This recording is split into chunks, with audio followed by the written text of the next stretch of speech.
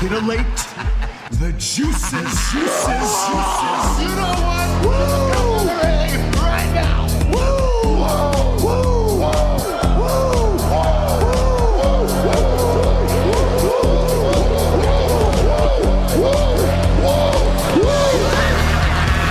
Dr. Hughes invites followers. Oh, let's see if they increase now. Me too. Yeah, wow. Dr. Hughes. Mock-ass mock. He's a great podcaster. Trick-ass mock. Acknowledge me. We coming for you, nigga. Fat! Yeah, Dr. Hughes, here we go. Keep plugging yourself, that's cool. First up, a man whose looks will serve your inner needs and desires. Dr. Hughes. Yes. Look at that. It is time, everybody, once again on a Saturday, 2 p.m. You know what that means. It's the Pro Wrestling Expert Panel. And there is going to be no Reezy today, I believe. I just looked at my messages again. I'm like, oh, yeah, I think he's off going to go hang out with wrestlers, I believe, this weekend somewhere. Oh. So, yep, he's going to hold it. He's our ambassador going all over the country to meet all the famous celebrity wrestlers. And, of course, you still got 3 hardcore analyst journalists, experts here for you guys. We got all the takes on all this week's stuff, all the news. Maybe not so much AEW because I kind of ignore that, and I assume you guys do too. Yes. Not ignore, more like I'm just, yeah. There's enough over here with the WWE international business and all the TNAs and the NXTs. So, yep.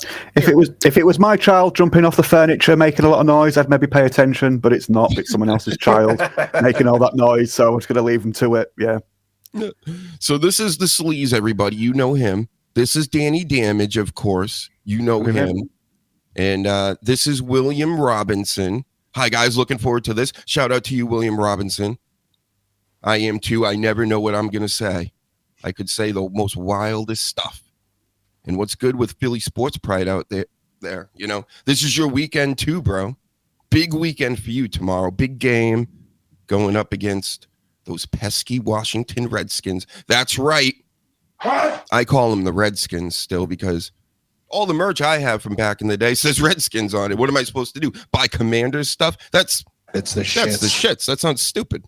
Well, the indigenous people of this country want the chief back on the helmets. So yeah.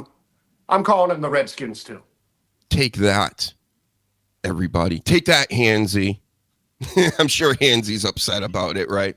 You got to get him back on. We're going to talk all about Trump. I'm just kidding. I would never. No. He would come after me. Just like Shaq would if I talked basketball with him. Yep. You call them the commodes. My goodness. Well, that's a little better than the football team. Remember that? Imagine you're going to go, no, we're going to strip this old, name that we've had for, 100 years, and we're going to call ourselves the football team. Yeah. Nobody would know that we're playing football right now. And what's going on with you, Reezy? Are you out there? Was what I just said about you true? Are you going to promotions and stuff this weekend? I know there's a delay, so I know you're not going to answer immediately. Plus, you might be a finger typer. I don't know. I'm one of these typer. I type like a lady, like a secretary. Yep, 100 words. Or he could be talking to talent. Busy guy. He's busy. Yep. Hitting on Serena Deeb and the like. I know what you're doing out there, King Reezy. Yep. So, what do we got to talk about this weekend, right? What do we want to talk about?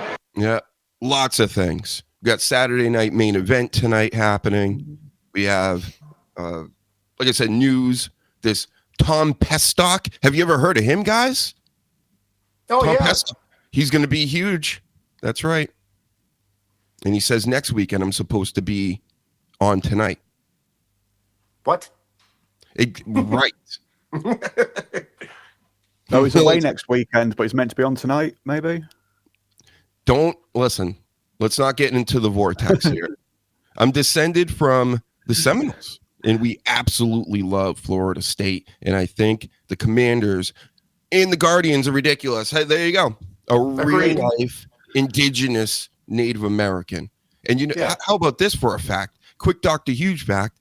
I used to think I was part Native American my entire life because my family's crazy and have been all over the place apparently, and they thought they were Native Americans because of a great grandmother or something that spread these lies. Lying about your lineage. That's Turns great. out I'm actually Irish instead of Native American and many other things. That's a big difference. I'm pretty much everything, So just call me indigenous. I look like I am, I guess. That's why all this, this race baiting stuff and political talk out. Nothing bothers me. None of it bothers me because I get it. Oops, Florida State. It's all right. We're no grammar Nazis over here. You understand? Saying. Yep. First story I want to get into. I don't even know if it's true.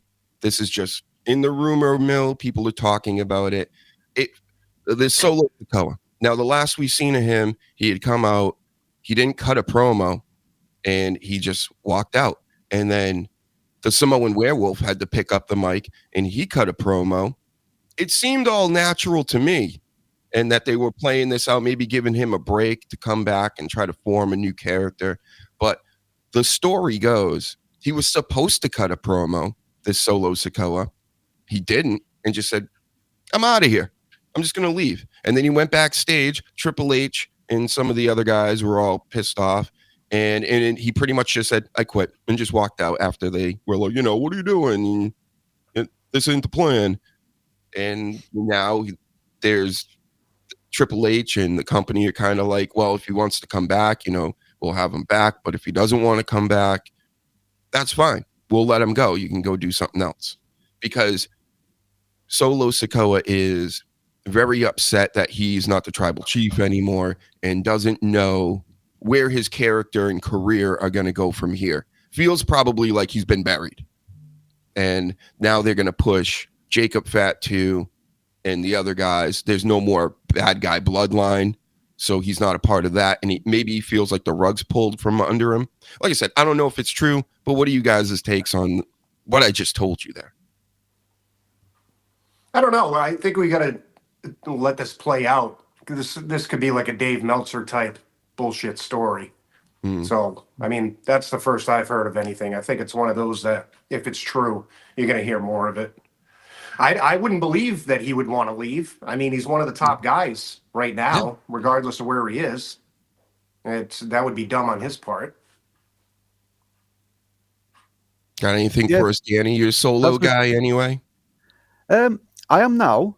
I didn't mind the gimmick originally in NXT, but as soon as I saw him, I started calling him Slimoa Joe, because he's like Samoa Joe, but a slimmer version that Vince McMahon liked. Because Vince McMahon's apparent original problem with Samoa Joe was, what did he call him? Just some fat Samoan guy. So he had a problem with Samoa Joe. He could have very easily fit into that role of enforcer for Roman Reigns. But there's a problem that Roman Reigns might not have become as popular if Samoa Joe was actually there. So they got somebody new. It was a third Uso. He should be very thankful that he got pushed as quickly as he did compared to his brothers, because his brothers were like face painting, hacker dancing, alternative version of the Hardy Boys, really, for quite a while. Selling merchandise, don't get me wrong, and people were dancing and they're enjoying all the stuff, but it wasn't as serious as it has been recently. It took them quite a while to get there, whereas Solo has just stuck a rocket up his ass and sent him straight to the moon. But he has fallen into that role and taken it on really well, I think. His music's great, his presence is great. He's talking a bit too much now, and the more he talks, me and Doc said about this a few weeks ago, the more a lot of the Samoan lads talk, the more they try and sound like The Rock, and they just end up sounding like Roman Reigns doing his suffering succotash stuff. Less is more. Having somebody like Paul Heyman there to articulate everything in like a professional way is great, and then just have Roman Reigns appear from behind and go, believe that, and just leave it as short and sweet as possible. But yeah, I don't know why. Does this feel like a work to you? Do you think this is like a work? From what you've just outlined, yeah, to me, it sounds like the sort of thing. If Triple H is getting involved, it could very easily just be, what else are they going to do with the bloodline now? The evil bloodline's been defeated. Yeah. But they need to shake it up a bit, don't they? So, is this the end? It seems like this WrestleMania season, I could see them playing out the bloodline story, but it's time to let go of this and then create another large story that has other people involved that we'll see. Maybe it only goes 6 months or it goes a year, but it doesn't go like 5 years or whatever this is at this point. Yeah. So I'm definitely good with that. Would you guys like us to see an end to this? How about you guys in the chat? I definitely would, because it culminated with Roman getting his cauliflower back or whatever. I can't imagine that they could do anything else beyond this. So unless they do another faction, like we said, the NWO, I can't see it playing out any longer. Yeah, that NWO storyline with McIntyre, KO, Seth Rollins, getting turning them just all massive heels. Seth Rollins still is in between right now, but yeah, this whole thing, it has to be aware. Solo is just, as you guys have pointed out, is too big. He's too big to fail right now. Why would he do that unless he's a big ass dummy like Shaq is? God, I can't get over what Shaq was talking about the other day. And I know you guys aren't even like basketball guys, but this kind of relates to all sports. Shaq was saying a guy that's making $50 million and is on contract this year and is making the money and next year is trying to shoot his way out of town or wants an extended contract with more money. And Shaq thinks that him sitting out, acting like he's got injuries, all this is perfectly fine because it's like, oh, well, they don't want him, so he shouldn't want to be there. And it's like, well, they do want you. You're paying the guy $50 million a year. And shit drives me crazy. These guys are idiots. They're analysts on TV, Which leads me into my next. It just leads me into my next story here. Who's Ibu? Who is that? Oh, the fuck is that? Bit of the bubbly. That's right, Jericho. Let's go. You guys are forcing me to drink out here, you wrestling stands. Jesus. You're doing Look what it. you've done. So I don't know who this Ibu is, but I'm going to tell you a story about him because I'm sure you guys don't know about him either. If I didn't know, he works for some wrestling thing, Fightful or one of the others. Doesn't that other crazy guy work for Fightful? Sean Sapp? I think so, yeah. Yeah. He seems crazy, guys. Oh, he's like insane. Not crazy fun like us. Like no, crazy. I follow him on Twitter and he's nuts. He's absolutely insane. He's lost his mind. Long ago. Yeah. But some people just they're desperate for a job, they're desperate to get retweeted, and they think that'll make the career, and they'll just say things are fantastic or shit if that's what they're told to say, just to get that lift up. And then but they don't pay it off. So these people are just perpetually just promoting stuff till they're blue in the face, real tunnel vision, and they end up saying silly things. Mm-hmm. They're professional trolls. That's what they are. Yep. Reezy's hip to most of this stuff. Believe he's younger than us. He knows all about this beefing going on online. So he says, no, Sean doesn't like Ibu. So maybe he doesn't work. I don't know. They're out here in this Ibu, apparently, allegedly, in a boxing ring, YouTube. He lied about Britt Baker twice. Said she apologized for something when she didn't. Community noted for that even. Like, this is a big story today. And I'm like, who is this? Leaked private info. He's bullied, scammed people on his Discord. Now, if you have a Discord already, I'm totally suspect of you. If you don't, I have a Discord, but it's to play video games with my buddies. And that's pretty much it. Like, these people that go on these Discords and get together and scheme and plot and do whatever the fuck they're doing on there. It's very odd, strange. And if you're getting scammed on there, I mean, come on, you're on Discord. Don't be buying anything. Don't give anybody money for anything. Give me the money. Subscribe at least. Hit that button. Hit the share. Thank you very much. So yes, these are all the things about him. There's a mass unfollowing that he's gotten, just like me at the beginning of COVID. And what else? Yeah, that's it. So, are you Fuck guys? the You guys internet. aren't. Have you ever seen any of this stuff? Like, you know, the fighting amongst WWE people, AEW fans, the journalists and the expert analysts out there too. They're always arguing and bickering and. Oh yeah, it's my hobby. That's what I do. When I'm on Twitter, if I see somebody talking like total bullshit, I follow them. Like, it's entertaining to me. Once in a while, I'll put them in check, and then they get pissed off, and then 14 other people get pissed off at me. But I find it entertaining. I'm probably the problem. Not the solution. No offense, but it sounds like that's some fucking commie gobbledygook. Yeah, wow. Thank you, Norm. R.I.P. Norm. R.I.P. Yeah. I haven't fought with people on Twitter in years. I think we call it X now, but I'm still calling it Twitter. As long as I can, I'm going to be, in 20 years from now, I'm going to be calling it Twitter. Like, it'll be around. But yeah, fighting with people online gets you nowhere. But it happens sometimes. You try and avoid it, but sometimes you just draw into it and you can't help it. Yeah. Yeah. It's just like, again, I've been saying this for weeks. It sucks that you have to be super outrageous and stupid and offensive to have anybody pay attention to you. Like, you see it just like in this small example with pro wrestlers out here, indie wrestlers, all of them. The ones in the big shows, the small shows, they got a lot to say too. And they get a lot of flack from, the stupid idiots that are forming gangs and fighting with one another online over pro wrestling. And these wrestlers, they only seem, many of them, not all, they only seem to react and reply to negative stuff. So with all the people that are giving you positive reinforcement and your fans, you kind of like ignore them and only reply to it. Doesn't make any sense. Don't do that. Thank you. It's a huge waste of time. I don't know how people are so invested on wasting their time. I'll never. It blows my mind all the time. Mm-hmm.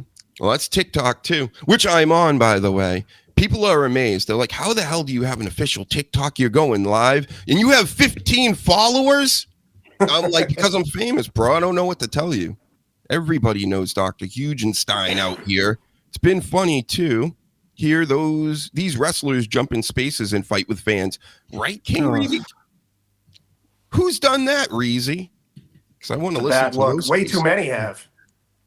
Wow. I mean, it's admirable that people are paying attention to like criticism, especially if it's constructive criticism. But if all they're doing is just seeing someone being like, "You're shit, what are you doing on my television?" and then spending like 2 or 3 hours in spaces just screaming it up, or just, even if you're just politely debating like 2 or 3 hours worth of a line of fans saying the same thing, they've just said, you're just wasting time. If someone's got like proper constructive criticism, take it on board and adjust. But yeah, there's a lot of people. There'll be people that just have never seen your stuff, but they just want to wind you up and tell you that you're crap just to hear you kick off about it. That's mainly what it is. That's like 90% of it, I believe, is just people trolling. They get a rise out of somebody and they go, "I win." So what did you win? Where's your prize? You won unemployment in your mom's basement. That's what you won. They're like, "Yes, I made him mad. That means I win." It's sick. It's disgusting. And William has more to say here. I know it's not WWE, but what do you guys think about Jeff Jarrett these days? This is shit. Nobody asked for this. That's what I think. SADOLDMAN.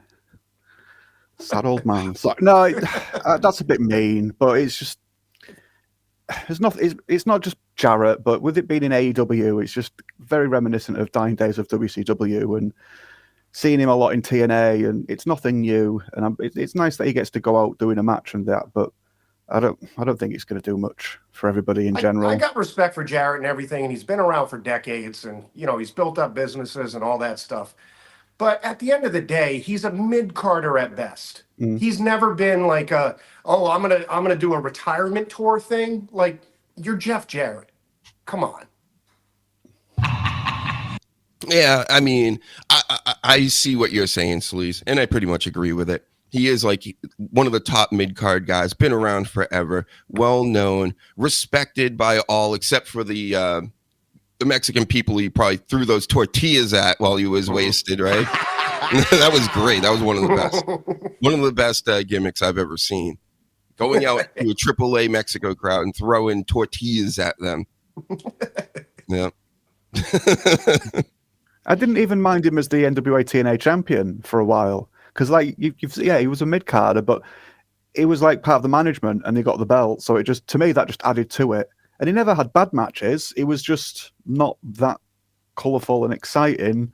He maybe just held on to the belt a little bit too long before he let other people take it off him. But yeah, he didn't offend me that much in that role.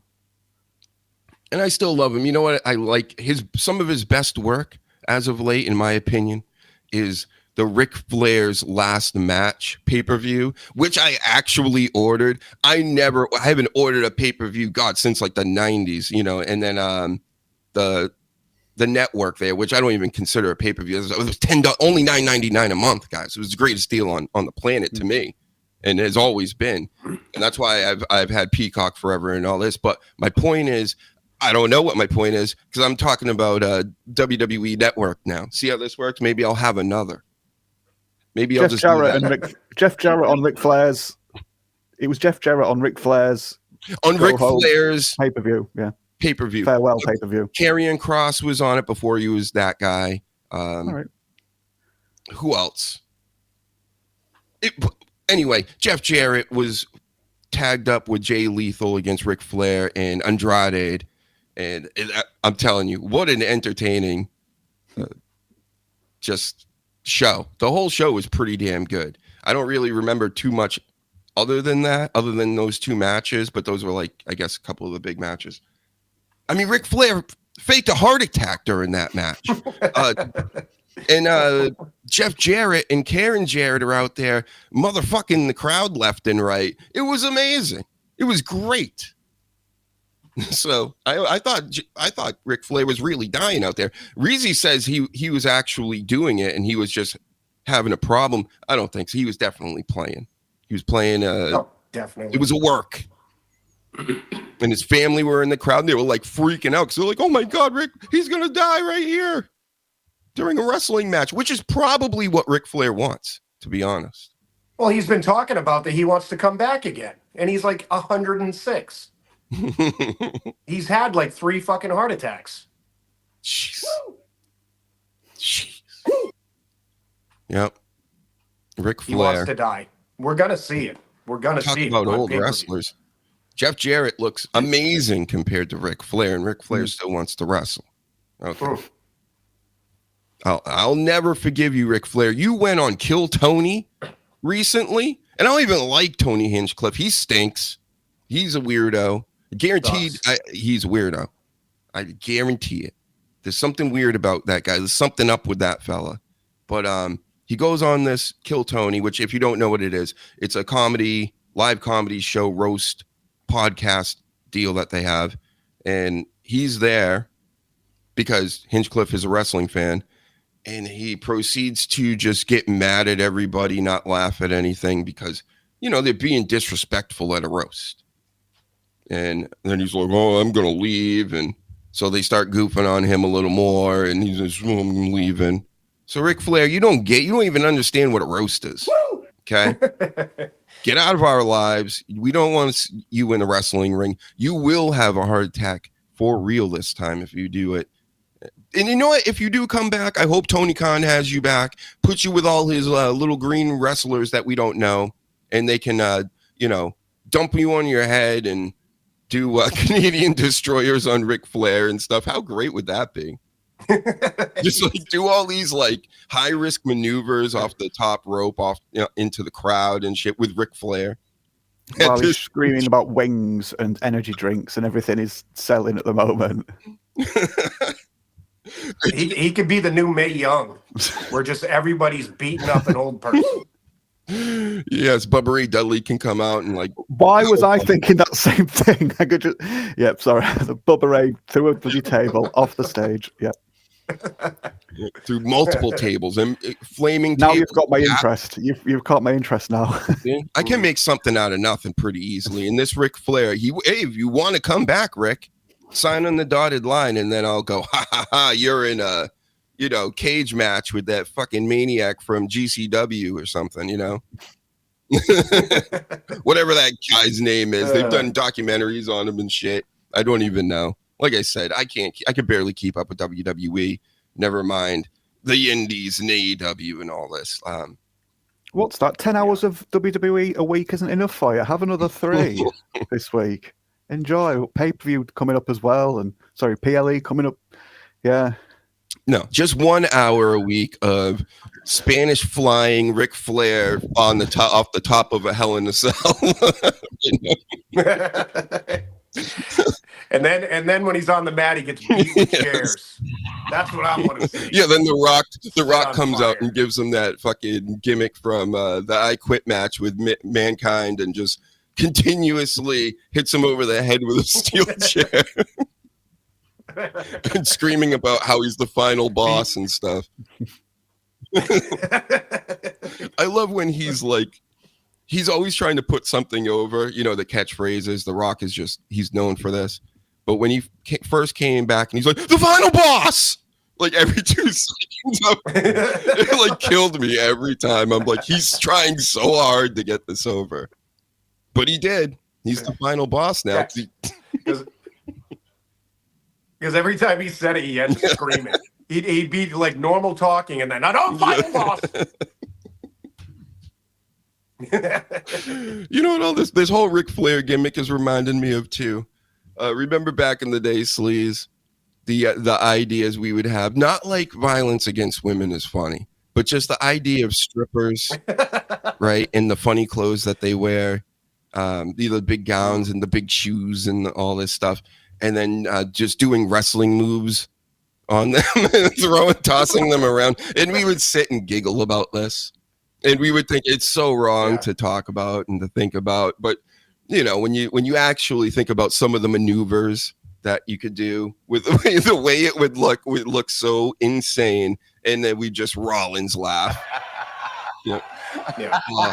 Like fake nails flying off, like stilettos. All over the place. The good old days. We were gonna go on tour to different clubs and just. Could you imagine if we had a podcast in the early 2000s? How fucking insane it would have been.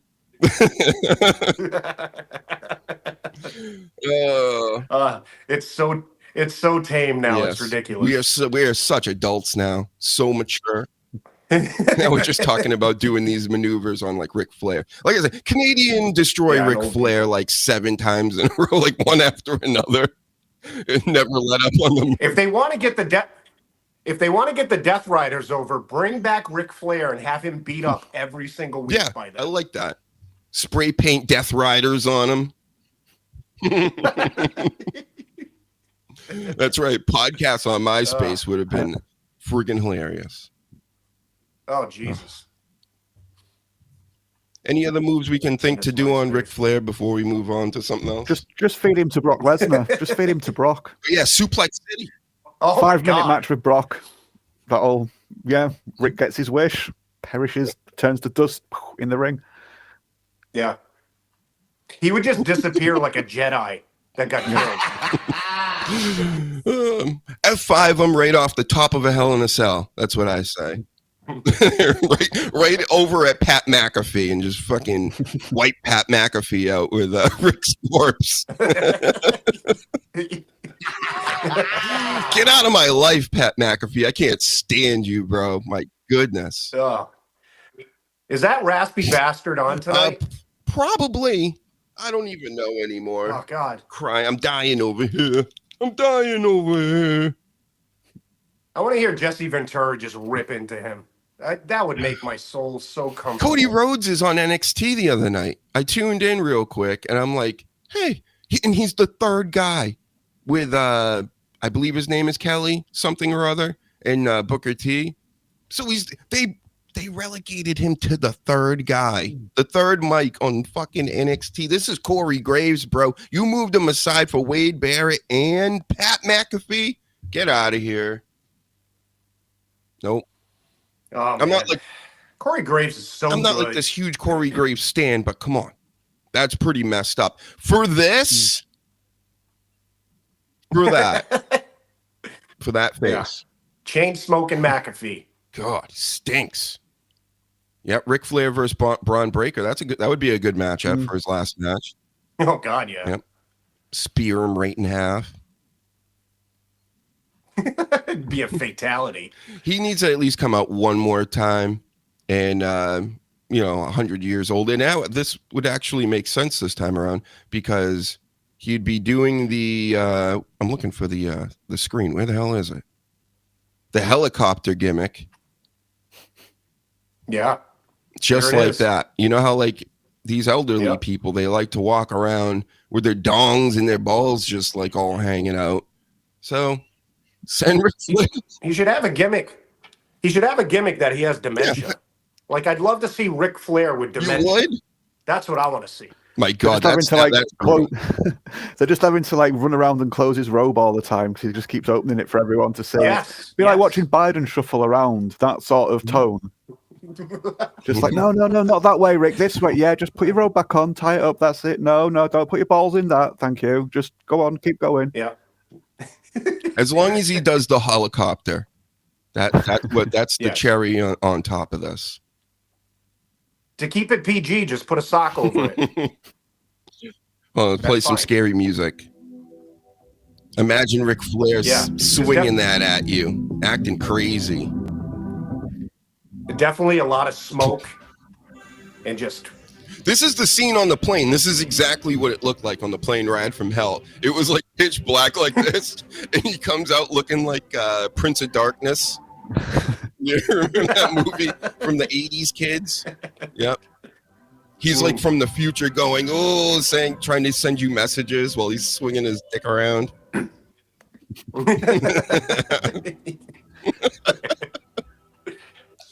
Yeah, dementia. Would that be a gimmick or a shoot, brother? Oh, my goodness. Ric Flair, get out of here.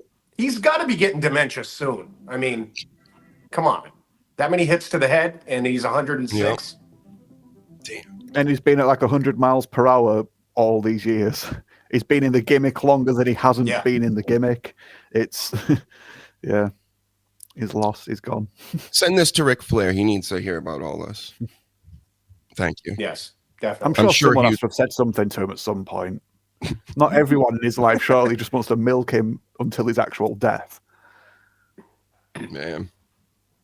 Well, you know, Charlotte Flair's coming back soon, so he's going to pop up. I mean, it's pretty much a guarantee. He just has to have dementia. He has to. Now he has to. All right. Yes. I just want the Canadian destroyers, the Spanish flies, choke slams from the top of the arena where Sting goes and stuff. That's what I want. But you Yes. You want him to go out sad, is what you're saying. See, I'm I trying want to take him quick. I want Charlotte to come back and say the reason why I haven't been wrestling isn't because I've been injured, it's because I've been trying to stop my dad from windmilling his cock in the park in front of kids and the elderly. He just can't stop doing every day the same routine. You just hear that. And then his music hits, and he walks out with his robe, and perfect. And she's like, no. And then that angle bleeds into wrestling. So she's trying to compete for titles, but she's got to juggle looking after her dad. And we all learn a lesson about caring for your elders. Yep. If he's gonna do it, comes out. Oh, God. If he's gonna do it right, Ric Flair, Nature Boy, needs a flight attendant and his helicopter. That's what the bot says. And then King Reezy, he was saying Hogan said he wants a last match too. Okay, Hogan. Well, you and Ric Flair. I hope you can do a Spanish fly off the top rope with Carmelo Hayes. They have a dementia match. This would be perfect. I don't know if anybody's seen Hulk Hogan's back, but this was like 15 years ago. He showed his back, and he looked like the Terminator. It was all opened up, and you would see parts and things. It's crazy. So if he actually wants a last match, which he totally doesn't, there's no way. He wants attention, I think, and if he's even saying that, because him and Ric Flair, man, they'd be toast. they come back and wrestle a match, and even tried to make it a safe one, like when Stone Cold came back. But Stone Cold, his main deal was just his knees. You can't stand up. You can't do anything, right? I don't agree with the last match for either one of them unless it's against one another. I think that's the only safe way to go. And I want to see two geriatric people try to do what they did. Ric Flair and Hogan, Spanish flies off the top rope.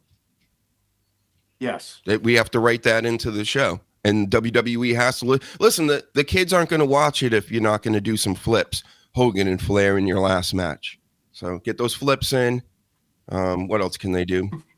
Maybe some senton bombs. Twist of fats. Twist of fats. All right, here's a story I know you all have heard. And if you haven't, which I just heard the other day too, blew my mind. This Bill Burr, Billy Corrigan stuff. You know Billy Corrigan of NWA, not the Smashing Pumpkins. Around here, he's known as being the head guy at an NWA, one of the oldest, if not the oldest, pro wrestling league promotion in the universe, in the whole world. So he said it's brothers. The oldest. He advertises it as the oldest. So yep, they're brothers, these guys. And of course, when I seen them together online, I kind of just scrolled past it a few times a few days ago, and I finally clicked on it. And I'm like, what's this? Are they really a family? I think the headline said a family reunion. And I'm thinking to myself, nah, I didn't even believe it, the headline. And then I watched it and I was like, oh, wow, Bill Burr's a bigger dick than I even thought. That's the first thing I thought I came away with. And yeah. No, he's a big dick, but he's entertaining. And he takes on this, Danny. Did you like that? Yeah. Oh, yeah. It popped my head. I spent all day just like, did I see that? Was that real? Did I just dream that? Are they really brothers? And then you look at them sat next to each other, and facially, it's like, oh yeah. And then you watch the interview, and the more they get into it, to begin with, as soon as Corgan walks in, Bill Burr folds his arms and sinks into his chair like a child being told off. Corgan sits next to him and tries to sort of like stay composed, even though he's quite shaken by the whole, neither of them knew it was happening. But then as the interview went on and they both became a little bit more comfortable with each other, they sort of, the body language mirrored each other's. And it's just really interesting to see, because originally, yeah, Bill Burr was not happy. He really wanted this information that his dad was a bit of a shagger to like not be made public. So he was going after Corgan a little bit. Then when he realized Corgan wasn't in on this setup, that they were both blindsided by the host, he started to make jokes about sports stuff like he used to do in his podcasts. So you could see him lightening up about the situation. And then by the end of it, he was saying to Billy Corgan, oh, I don't hold this against you. You haven't set me up. It's this wanker, or whatever he called him. And then they teamed up and they had like a focus for their joint energy. And then, like I say, the body language was quite mirrored and they were bouncing off each other. They were looking at each other after saying things and seeing if it landed. And you could sort of like seeing them already starting to get on really well. And it was really interesting to watch, actually. But yeah. it's really cool. They're like 50 something and like one of the biggest comedians in the world / actors at the minute, because he's got Disney contract and money. And it's like, oh yeah, my brother that I've just found out, one of the biggest rock stars in the world. And then Billy Corgan, one of the biggest rock stars in the world, is like, my brother, I'm 50, I've just found out he's one of the biggest comedians. It's just, it's mental. Yeah, that guy's, whoever that dad was, his loads were golden, you know? Yeah. The golden load. The golden load. But yeah, if you've not watched that interview yet, go and watch it, people. It's really interesting. Yeah, it's like 5 minute, 6 minute clip. Yeah, it's a good watch. And but again, this Bill Burr, I don't trust him. You know, I not like I need to. He's just a comedian out here.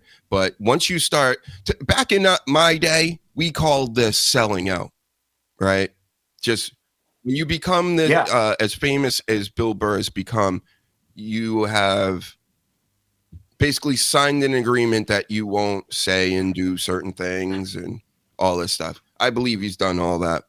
There's no way you get to be on all these shows and podcasts, and he's in fucking Star Wars, for crying out loud, you know? So. And he hated Star Wars. That's the thing. He used to do like material on stage about how much he hated Star Wars. And then he sold out. Yeah. And hey. Yeah.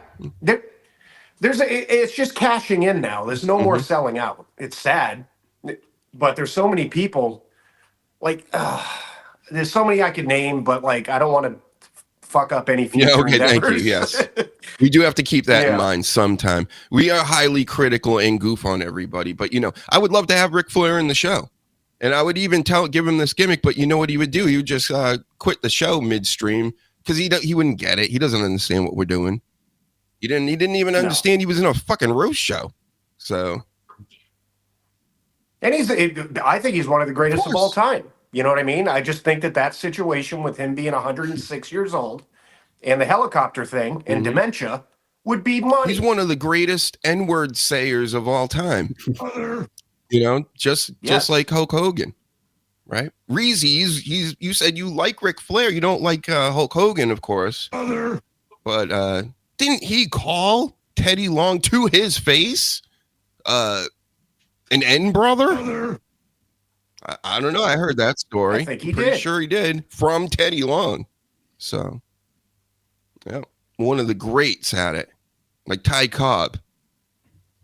He was one of the classic N-word sayers. Hashtag Hulk Hogan's doing the Spanish fly in his saggy arm skin will be flapping like a squirrel. Like a flying squirrel. Wow. Yeah. This is true. Damn. Before we move on from a tale, He's like a flying squirrel. or one of those raccoons with its nutsack. Before we move on from the two Billies, Billy Corgan, can we just mention Billy Corgan? What a legend. I don't watch NWA after the whole, just getting rid of Cornette for silly jokes. That was a bit sad. Yeah. And management. But by all accounts, it's losing. It doesn't make money, and he makes money for it by touring with the Smashing Pumpkins. If that's true, that's just, yeah. That's what Tony Khan, that's the sort of shit he needs to sort of do instead of whatever the fuck he's doing now. But he's not talented, so he doesn't have his own version of touring with the Smashing Pumpkins. He just has to spend daddy's money. Yep. But all the adoration that Tony Khan gets, the blind adoration, is just really misdirected, sorry. It should be on someone like Corgan, who, if that is true and that is how he operates, that's impressive.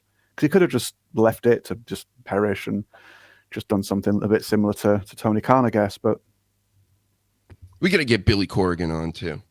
Screw this. I'm going to go for it. You never know, right? I would love to. We've gotten others on. It's going to drop it out there. We're going to just speak it into existence because I would like to talk to him about wrestling, not about your music. We all know about your music. Sure, yeah, you do all that stuff. That's all cool and everything. But, I'm old now. I don't give a fuck about any celebrities. Like, they're just, he's going to have to take a shit today at some point too, Right. NWA. Everyone Yeah, that's all you have to think. Just go, hey, this hot chick or this famous guy or whatever I'm eating, why am I being so nervous? They gotta take a dump. That's gross. Yep. Sometimes they have the shit. Yeah, that too. They sometimes they're probably farting. It sounds like that from the hottest girl you've ever seen. The hottest chick you ever seen has had the shits. Just think about that, young fellas, and you'll have no problem picking up any of these chicks because you'll be like, whatever, pooper.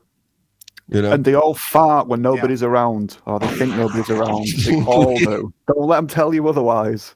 Mm-hmm. Everyone's had to change the underwear. Everyone. At least once. It's the shits.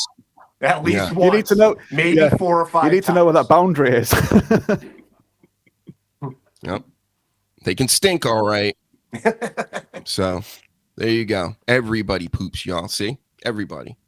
So let's not put all these celebrities, all these Billy Corgans on a pedestal.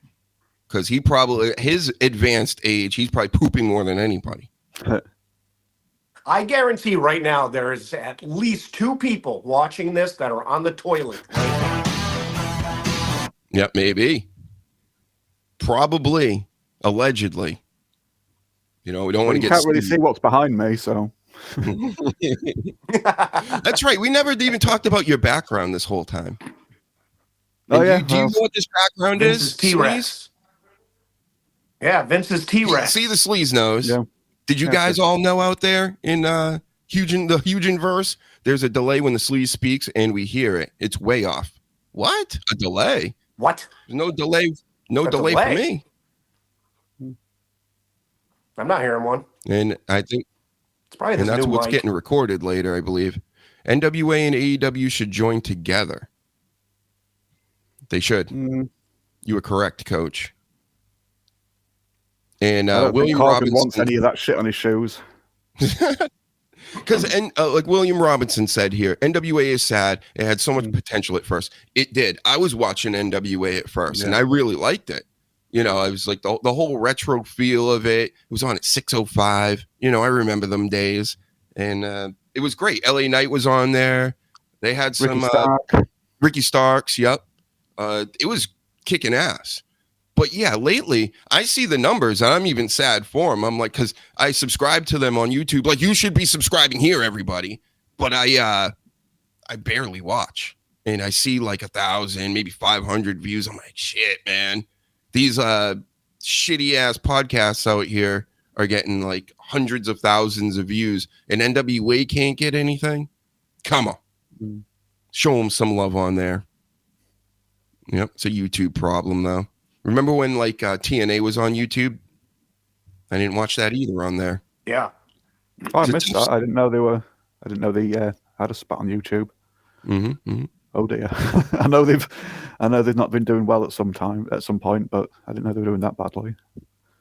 I got to hear this delay. They're doing good now. They say it's probably YouTube, yeah, because Reezy's not getting a delay. Let's hear what this sounds like. And it's only the Sleaze, huh? Is it doing it now? Somebody let me know. Let's see. I got to hear this delay. It's doing good now. They say it's probably YouTube. Yeah, that sounds. Reezy's not getting a delay. Let's hear what this sounds like. And it's only. You're going to say something in a second. Is it doing it now? No, I don't hear it. Well, I had a new microphone. Maybe it was that, so I just disconnected that. So hopefully it's okay. I think we're good, except for maybe for coaching Philly Sports Pride. Don't let it bother you too much. As long as you can hear my voice. As long as you can hear what's going on a little bit. Can you hear this? All right, good. Because I'm sure you can. All right, cool. What else are we going to talk about here? We got this Tom Pestock, no longer Baron Corbin. He is Tom Pestock. In Pestcock? Stock. Not cock. Cock? Stock. Come on, Sleaze. I was getting the delay. That was the delay. That's what that was, everybody. So he fought Josh Barnett in a blood sport match, his first match out of the WWE. We all know about all this. We're all experts out here. But the thing is, he believes, this Baron Corbin, Pestock, that he was kind of blackballed out in a way. He was kind of screwed over. And hold on, where's this? I'm looking for this message so I could take it off the screen for a second. There it is. Sorry to see you go, William. I'm sure there will be more messages. But yeah, he's thinking people were gunning for him at WWE. And it does make a lot of sense. The way he went to NXT, and then he went back onto the main roster, and then they just cut him. It seemed like they were just kind of slowly getting rid of him, and he had no chance. He said he was getting pops when he got moved back up to the main roster. People want to see him do well. He came back, you know, and all the kids know who he is. And the other reason is he switched gimmicks so many times. And he's like, as soon as I would get hot with something, they would go, no, now you're going to do this. You know, as soon as he was like in a role, nope, now you got to do this. So he thinks that somebody had it out for him. And Randy Orton even said the same thing. Said that Randy Orton called him and said, somebody's got it out for you here, bro. So definitely felt that way. Mm-hmm. I wonder if it maybe Nick Khan, maybe. I don't know. I'm just speculating, but I doubt it was Triple H. I think he was a Triple H guy back when NXT was running, or Triple H was running NXT. Corbin was there and was a top guy and all the rest. So, yeah. Vince likes him too, didn't he? As far as everything that I've read. I don't know. Maybe it's just another Vince guy thing. Just they're letting Vince's ideas run dry, and then it's like, we'll move him about, and they're maybe just not wanting to put a rocket ship on the back of him because it's a Vince thing. I don't know.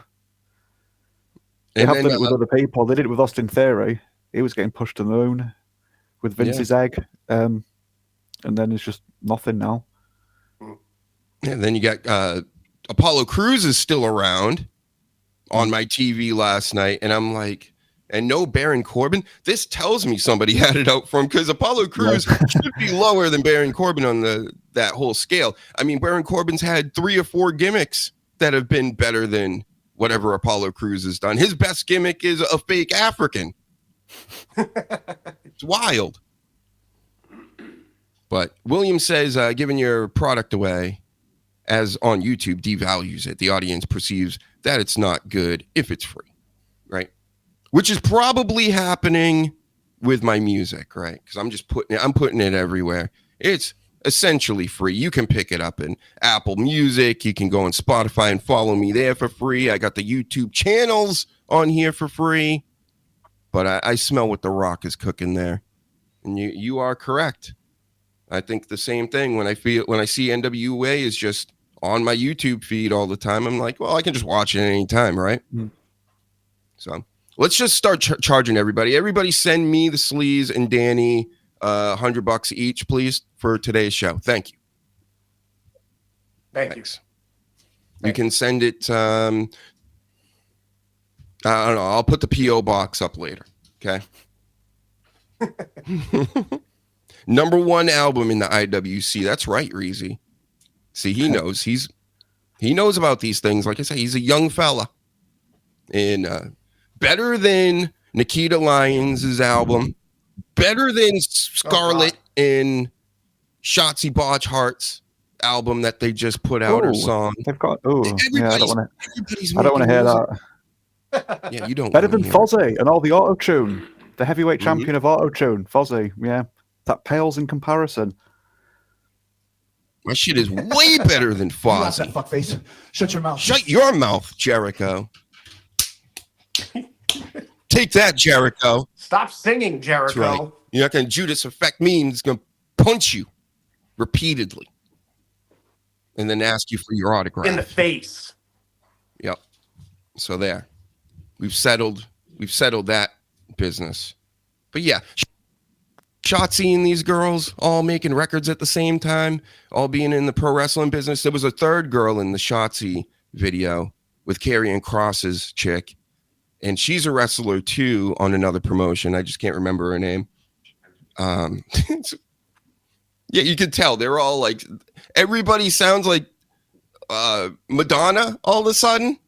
Back in my day, there was like a handful of people that could sing really as well as you can hear all these people. So they're all auto-tuned up, Danny, these days. All of them.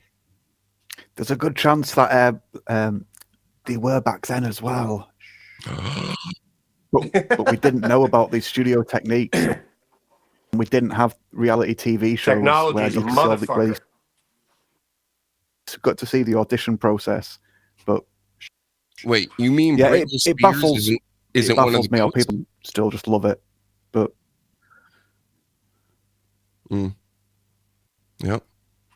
Imagine they eat that shit auto-tune music, fake music, and then they go on stage. I don't know if that went through. And then they don't even perform it. He's cutting out. He's going all over the place. This has happened before, Danny. The Saturday afternoons is the toughest for you. It seems like. Well, over here it's Saturday afternoon. It's nighttime. It's prime time. Wi-Fi usage. Yeah. Over. Yeah, it's at 8 p.m. here, and it's just everyone on the street using the same exchange. So it struggles because everyone's watching stuff now. All right, you got to be our ambassador to that. You're the DrHUGEshow overseas, basically. Yeah, don't visit here yet. We're shit at the minute. Just if you wanted to come and see the British countryside, leave it for a while. I want to see those cheesy fries where they just throw a half a stick of that fake orange cheddar cheese on top that's not even melted. Yeah, I've never seen anyone hand anything that crap over to me. We do get good cheesy chips or cheese fries, you guys call them, but yeah. cheesy The food's chips at not 2 in the that bad? morning. No, it's just some places you'll find that it's absolute crap, but other places they know how to do fast food and takeaways, and they know how to cater to the drunk. Mm. Yeah, it always looks like Seattle over there. Like it just looks gloomy, dark, cloudy, gloomy. There's pubs, and the food is disgusting. These are all just things that Americans, I think, in general, just think about the UK. And like, if I were to go over and visit, they like to stab people because they don't have guns. So everybody's stabbing and using swords like they're in the fucking Middle Ages. Fuck that. Yeah. I'd rather get shot. Yeah, right. Yeah, Some asshole coming out fucking trying to stab me in the back. Yeah. Fuck that. but yeah, the default setting here is grey, so you've just everything else in our society is just built on top of that. We do get nice days sometimes, but generally it's just grey. Sounds wonderful. Sounds great. depressing. It's lovely out of the city. Outside of the cities, it's lovely, but the cities now are just getting worse. Same here. Our cities are going into the shits. It's really not fun in the cities anymore, or it doesn't feel safe. It just stinks. Yeah. There's just too many fucking people. I generally don't like to be around people, so you're not going to find me in the And city. they love to cram them all into one spot. Have you ever flown in a plane, especially like over America, and there's all this open land, yet wherever we are, there's just people on top of us everywhere. Yeah. How could that be? Why would that be? Huh? So, no, some things to think about Well, the other than money is- wrestling on this show, huh? So smart. The smartest audience in the business, folks. Hey, you guys need to let Danny talk more. I enjoy listening to it. Fine. Thank you, but It's yeah, Danny's show now. Go ahead, Danny. See, this is what happens. These people come in, right? And they're like, you need to let so-and-so talk more. And then this earworm gets into the co-host's mind, and they start going, you know what? I'm the host now. And then they take over, and then they, and it ruins everything. You want to hear me, William? Don't make me block. I'm going to block William in a minute. But go ahead. Talk more. The floor is yours. Trust me, I would love to not talk. Love it. I love it. don't put me on the spot. I had nothing more William to add asked to that. for it. He likes the sound of your voice. Oh, well, go on my YouTube channel. I could go on, I'll just talk at length on that. No visuals. Well, not of me anyway, but yeah. It's the accent. No, I want to hear. What is Yeah. a Danny podcast? What would that sound like? Go. The old stuff was me covering You're Raw doing it right now. Go. and pay-per-views. I don't want to hear about the old stuff. Like, tell us what you're going to do Nothing right now. now. This Prove is it to my William. This is my recent stuff, the Dr. Huge show, Tuesdays and Saturdays. That's what I do recently. I'm very busy with writing just my regular work at the minute, but I do intend to do more stuff for YouTube, just not video like of me. I This is just can up for agree. I conversation. can agree with whoever said that about Danny, because I love hearing Danny talk. Like he sent me a message last night, and I could hear his voice as I'm reading it, and then you capped it off so beautifully, where you said "Cheers very much," and I was fucking excited.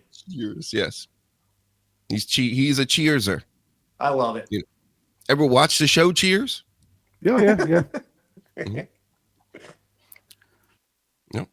Yeah, I like Cheers. We like Frasier as well in this house. We've watched that a few times from start to finish. It's just one of those things that's good at night time with dinner. Mhm. Or just after dinner, just for a couple of hours. Yep. Beast. He should have dressed up like Beast from the X-Men, and then I would have watched Frasier.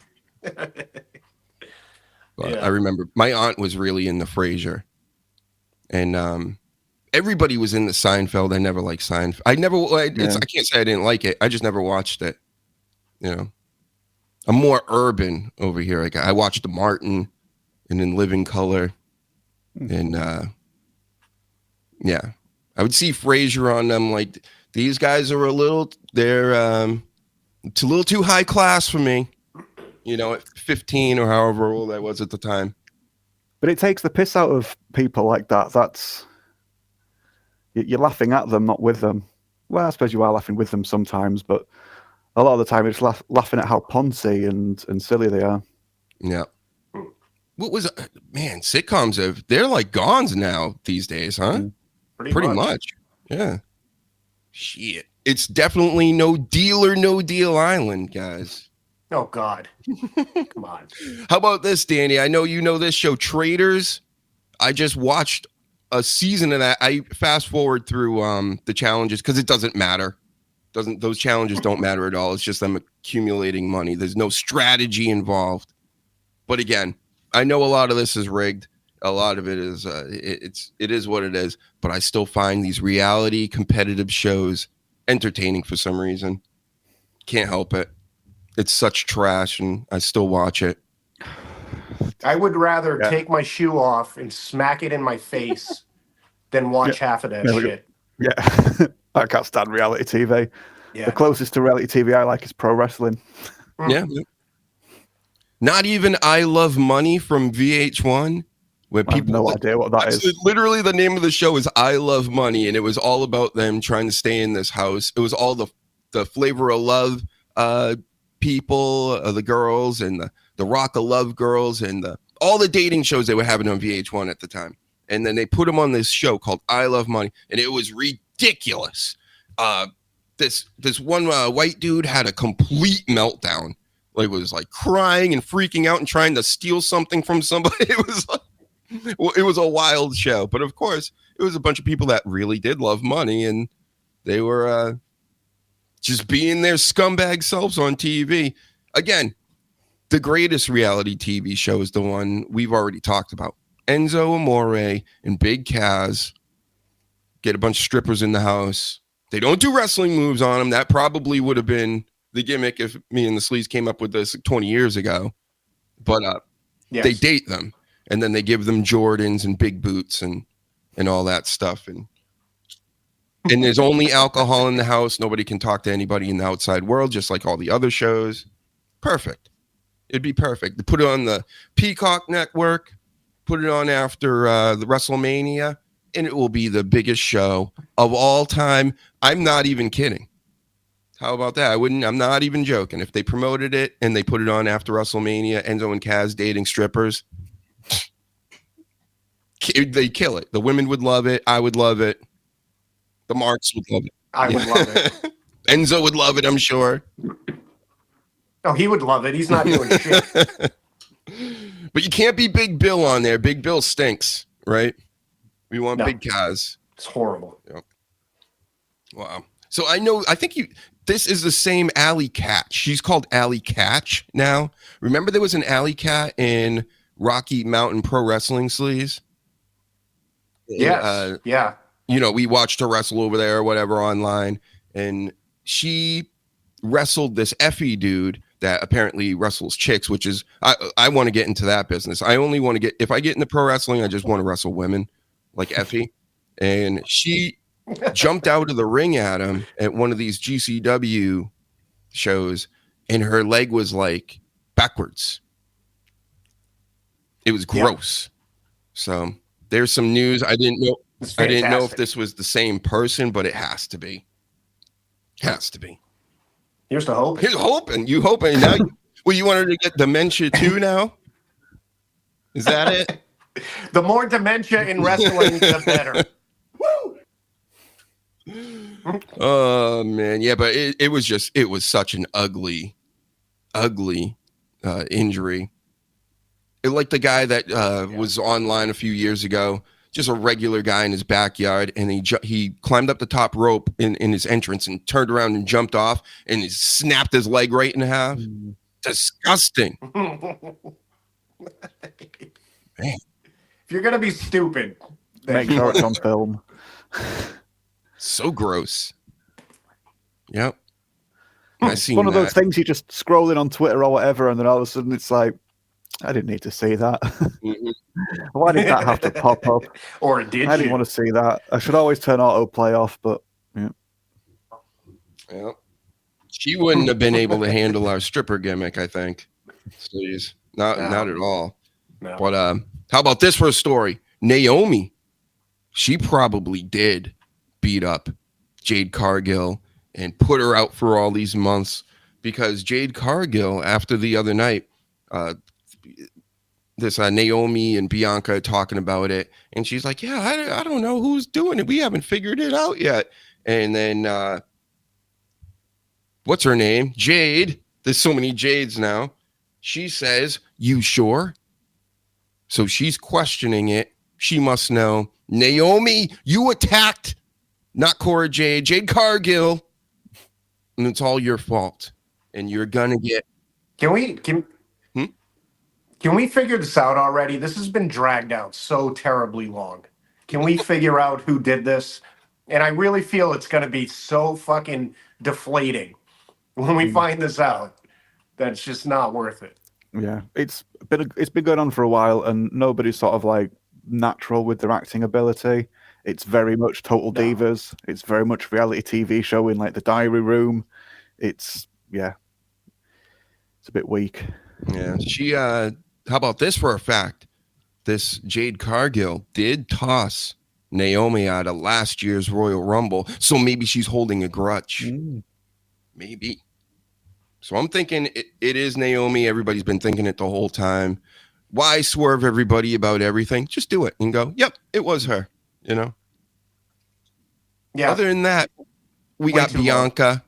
And the only other person I could think of, and I would like this to be the case, but I told it ain't now. Charlotte. Charlotte's in the Royal Rumble. Why would she attack Jade Cargill unless they manufactured something, right?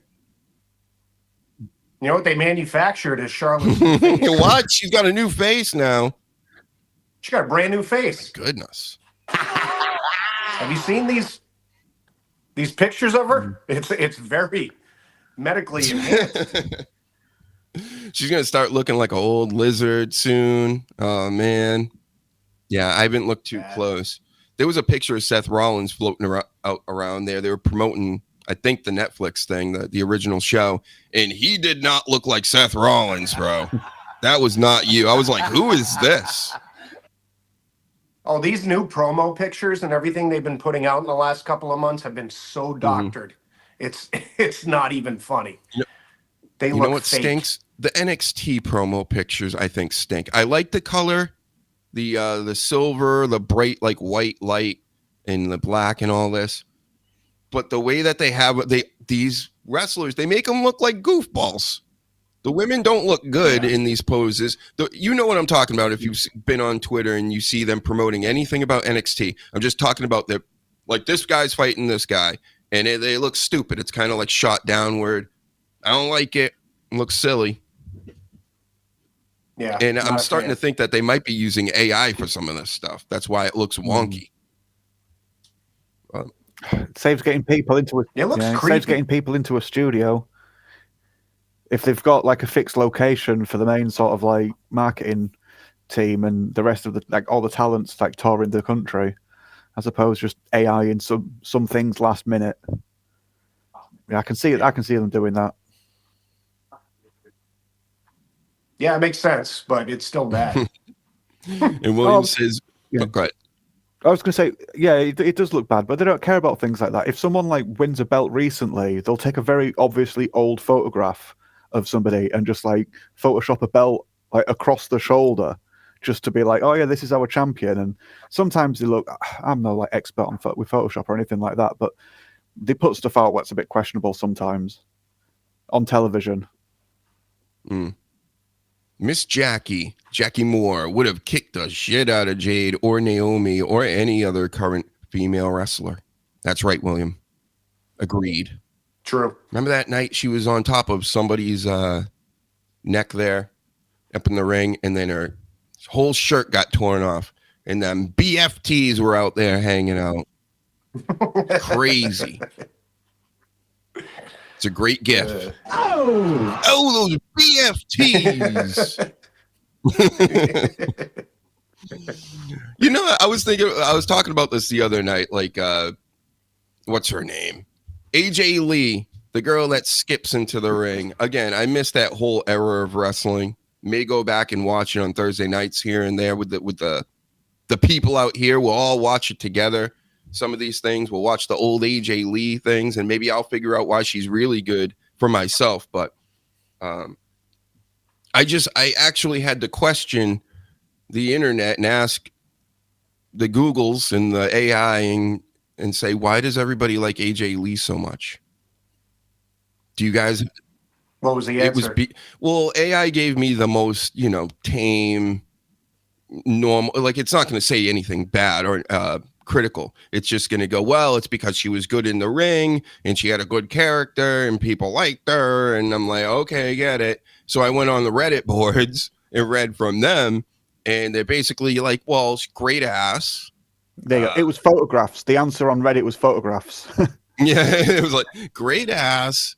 And then there was a lot of people that were like, well, it's because her character was a little better than normal. She kind of was the first one to break out of the diva bullshit. And I don't know. I wasn't there to see it, but this is what the internet was saying. And she resonated with just the kids, I guess, or the people. Do you want the real answer? What's that?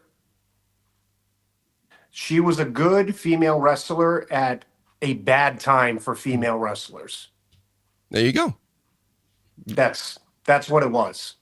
It was transitioning from divas to what they have now. And yeah, like you said, she was one of those that wasn't a diva, and she was really good in the ring. Mm-hmm. There was a lot of, I don't want to say bad talent, but I think it was a lot of bad booking, and nobody knew what to really do with the women at the time. And AJ Lee was one of those shining things. I don't know how she'd do with the roster they have now. I think she'd just be in the shuffle. But the other lasses, that's the real answer. Yeah, the other lasses were trained in a very similar manner. They were all very cookie cutter. They looked the same. They moved the same, which wasn't very convincing of being in a fight, which is a big criticism that I have with a lot of modern women's wrestling. But yeah, like Sleaze just said, AJ stood out from that. I don't think she was quite as good as some people say, but she was much better than the rest of the mediocre talent. And she had the anti-diva thing. She got that really good line about talent not being sexually transmitted. People remember her for that. Mm-hmm. Oh, another reason they liked her was because she didn't have the VKM. This is an actual line I read. She doesn't have the VKM standard boob job. Oh, right. Mm-hmm. Neither does Liv Morgan. Yeah, she was a natural. She's a natural. Oh. See what I'm saying? Oh, my yam bag. Oh. Yep. No BFTs. No BFTs over here. Just it seemed like every other week there was a woman that was out because one of her friggin' implants exploded. She wasn't one of those. No. Charlotte at one time, that one of those exploded when she had like the basketball boobs. Yeah. Yeah. Doing moonsaults. That must have messed her moonsaults up. Because, all the weight just threw it off. But, yeah. It was off balance. The big stupid boob job thing just lets me know like that you're insecure and you want to stay in the business as long as you can. Like for Liv Morgan to be doing it, she was almost out of WWE a handful of times because she's been there, God, since 2014, I think. I remember seeing her in NXT around that time. So she's been in WWE over a decade, and that's pretty tough to do with no BFTs. Oh. Yep. But she sells sex in another way, so she does cater to another audience. And now with not everyone uses OnlyFans, but I'll say OnlyFans is the example. They've all got their own extracurricular activities, we'll say, that you can go and subscribe to or at least just browse. So they're selling the stuff in the ring on the WWE's dime, and then, yeah. So although they're not selling massive hammers like this, they are, a lot of them are selling the knickers. Or she's pulling That's what I'm calling them from now on. Massive hammers. Yeah. Knickers too. I thought those were pants. Underpants, knickers. Yeah. Oh, okay. Knickerbockers. We need to let Danny talk That's all more. right. I'm sorry. Pulling funny faces that are meant to trigger certain aspects of the male psyche. There's a lot of them that are guilty of that. Sasha Banks is very guilty of that. She is not subtle whatsoever. But yeah, just any time she was on camera on WWE, she was either pulling that face where you stick your tongue out and going boz-eyed, or she was like somehow showing her feet on the camera, or she was like arching and it's like, we've known flirts and tarts like you before, love. Your tactics are very obvious. I know there's a lot of people that fall for it and, you know, they just throw themselves at her, but yeah. Tarts. He said tarts. Those tarts with their big hammers. Massive hammers. Bitches. A massive pair of hammers. Yeah, there we go. Boobies. That's when you're like 4 years old and you're like, boobies, guys, and everybody laughs. Oh. That's right. Fun bags. Oh, Vince McMahon, he loved them big boobies. And that's why Cora Jade comes to mind again, because it just doesn't look right. It don't look right to me. Like, she's skinny. She hurt her knee, and she came back with big boobs. Oh. I'm like, I don't like big fake boobs like that. Just everybody, as the Sleaze says, be one of the naturals. Be a natural. Right. Mm-hmm. Those things, and Charlotte was like that when they look painful. They look like they're stretched to the fucking limit, where they're gonna explode, and that's why they scaled them back. After she burst the triple Ds that she had, she scaled back to like regular size. So she went crazy. Well, she went big, and then I think she went really big, and then those popped, and then she went to like what you would assume if she had great boobs for her build would just have, right? But they all look crazy when the top is off anyway, so I'm all set. No, I don't want fake puppies and all that. I'm with Sleaze. I don't know if you remember, back in the day, there was a leak of her, and like her nipples were offset, like they look cross-eyed. Well, getting slapped every night, you know, getting dropped on them. Yeah, getting kicked, punted. Yeah, moves the nipples out of place. Yeah. Got cross-eyed tits. Like, oh, what happened? It's like, I took, too many pedigrees or something. Just landed on him too many times. But it's all those chest slaps like Kofi Kingston. That's what they need. How about this? How about Gunther ends up at the strip club Sleaze and just starts slapping everybody, right in those BFTs. Oh. Yep. Wow. I want to see him and Sheamus. I want to see Sheamus doing the fucking right on. You go to the doctor's office and you walk in. Who's the doctor? It's Gunther. Oh. And how's he going to remove them to put the new ones on? He's going to slap them off. He's going to go, please stand up against the wall for me. The way he slaps so hard. He's the only one that can do it. And maybe Asuka, because I think she might have been the other one that popped Charlotte's, possibly, allegedly. Big Show had some good chops. Hypothetically. Big Show had some good chops when he was still kicking about. That big overhand into the corner, that never sounded pleasant. Dr. Big Show. No. Yep. Boob removal services. I want to see them commercials. So we got the Rumble coming up next week. There's so many people that can come back. We just talked about Charlotte. We know she's coming back for the Rumble. What kind of boobs will she have this time? Who knows? You never know. Maybe she went big again. But Alexa, maybe. Well, she has part of her promo video. She's running like on the street, and those things are flopping up and down. So I think she went back to natural as much as she can. Nice. Are you sure she's got two? She maybe just got the super boob. Just one. It's easier to keep tied down. I got to review the film. Yep. So she's coming back. Alexa Bliss was supposed to be coming back, but she's in this contract situation with WWE. Apparently, she wants enhanced perks, and WWE's like, no, How about you just wait? But then again, it could be something to do with the Wyatt Six storyline, them being moved around, and all this other stuff that I'm hearing on the internet, of course, is just a work like most things are. So it could be either or. You guys want Alexa back? Are you like pumped for this at all? Or I know we met her once and she was very gracious, very nice. I've just never really been into her that much. I think she's just another run-of-the-mill diva, to be honest. the D word. Wow. The D word. Yep. Yeah, she does fall into that. She's got a decent little right hand on her though. When she does that big uncorking of her right hand, she puts everything into that, and that looks pretty convincing. It's just the problem with some of the lasses that have no weight behind them or weight on them. They do that thing where they try and run towards their opponent and they look like a Scooby-Doo character, just like treading on the same bit of ground for it first and then they run. It just doesn't look natural. And when you've got lasses the same size hitting each other, that's one thing. But she was working with girls much bigger than her, and it's just like I'm not convinced. I'm not that convinced that you could wrestle her to the ground. But people. Oh, me and the doc, not to cut you off. I know people want to hear you, Danny. But me and the doc are fairly tall guys, and she literally is like 4'9". Like you could pick her up and put her in a backpack. Yeah, she's little.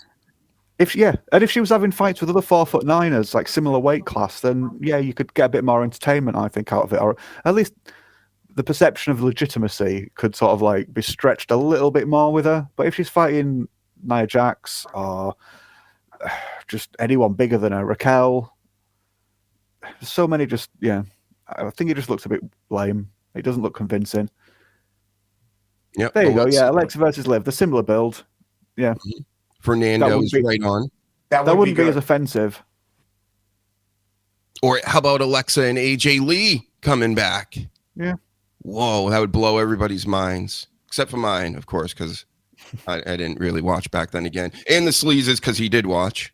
And Danny's. I don't know if you were paying attention then, but, AJ Lee, she's super I've repressed over. it all. I've repressed it all. Thank you very much. Who else could show up? Nikki Bella. There's talks of her returning. That's a real diva right there. The real D word, diva. And that's Nikki Bella. Oh, the way that she's been amped up after being at the last, being at Raw and everything else and everything online, she's definitely coming back. BFTs. Oh! Another one. Prime candidate. Not her sister. Her sister is That's Natural. Right. Oh, our favorites. I thought she'd caught up with that more recently. She looked a bit chest. Well, she might have because she had two kids, But yeah, back in the day when they were a tag team, yeah, there was fake Tits Bella and real Tits Bella. That was how I defined them. So I told them apart. What they call that? Twin magic or something? I never got that because one had huge tits and one of them was built like me. Oh! I always like Brie Bella better. Yeah, one of them was a lot more subtle with the makeup. Coincidentally, it was the one that didn't have big fake tits. So, yeah, Nikki was the diva and Brie was the pro wrestler. That's the way I look at it. Wow. Melina, Victoria, King Reezy says they could show up definitely. Michelle McCool, Eva Marie. She's supposed to be returning. Will be, yeah. Speaking of people that got their tits bursted, Eva Marie, come on. Oh, damn. She did too? Yeah, oh, she almost will. died She from could. it. She almost died from it. Wow. See, why do this to yourselves, ladies? Take it from us. Take us up from these three super hot dudes. Telling you right now, don't do that. Stop getting boob jobs. It looks bad. Doesn't look good. I mean, it looks pretty good with clothes on, but then with clothes off, it looks terrible. And we know it. We know it. Don't feel right. Don't feel right at all. And when super hot dudes say that, it's true. Exactly. Chads and Tyrones are telling you right now. Are telling you not to do it. No more. If it's a little droopy, that's fine. It's supposed to be like that. You're a human being. Not supposed to be basketball size with a big slit down the middle or cuts all over the place or wonky nips. Tell them, Danny. They want to hear your sultry voice. It's the Beth from Dog the Bounty Hunter thing on South Park. They had it best because her cleavage was like up here, and she was just eyes. She sounded like Kenny, and Cartman's just telling her to bear mace everybody, and she can't see. She's just because her tits are in her face. Yeah, you don't need that. You don't need your tits under your chin like that. They gotta move. You know what I mean? Like they can't just stay there. They can't be hard to the touch. It's ridiculous. Yeah. The bot says, kept expecting an alien to come exploding out of WWE Kofi's chest the other night. Wow, now we're talking about his chest. Don't you dare. He'll be really mad at you online. And I couldn't even tell if he was like working or not. But this guy went on there and basically goofed on Kofi's chest and was like, oh, just like everybody does pretty much.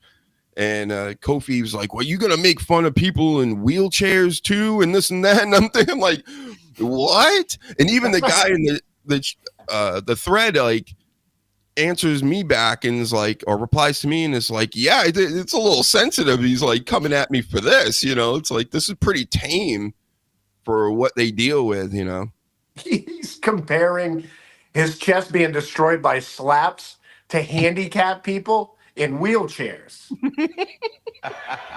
That's the best take and thing I've heard all week. So what is wrong with his chest? Is it because he had an injury or something? I don't even know. It's from getting slapped so many times, like Jericho, like Flair. It just pushes everything fucking to the side. I know that there's an injury you can get where you're lifting weights, and that's what happened to Papa Pump too. That's why his chest is all crazy, caved in. That could be it too. Yeah.